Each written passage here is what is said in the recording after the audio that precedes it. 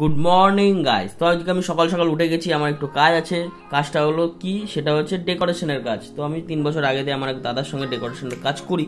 তো আমার হাত অনেকটাই পটু, তো আমি কালকে আগের দিন লাগিয়ে গেছিলাম।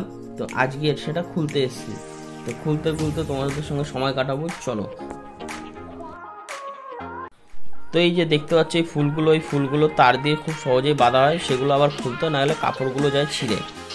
তো ফুল খুলতে খুলতে মনে পড়লো ওপরের ফুলগুলো আমাকে খুলতে হবে। তো ওপরের ফুলগুলো খোলার পরে মালগুলো আমি ভ্যানে চাপিয়ে এখন অন্য এক জায়গায় রওনা দিলাম। ফুলগুলো খুলে এখন মালগুলো ভ্যানে চাপিয়ে এখন আরেক জায়গায় লাগাতে যাচ্ছি। এখন তার মধ্যে একটু খিদে পেয়ে গেছে, তো একটু বিস্কুট খেয়ে নিলাম। তো টিফিন শেষ করে বাকি কাজগুলো কমপ্লিট করতাম। তো তার মধ্যে একটু ল্যাদ খেয়ে নিলাম, আগে থেকেই কিছু কাজ আগানো ছিল, একটু ল্যাদ খেয়ে নিই।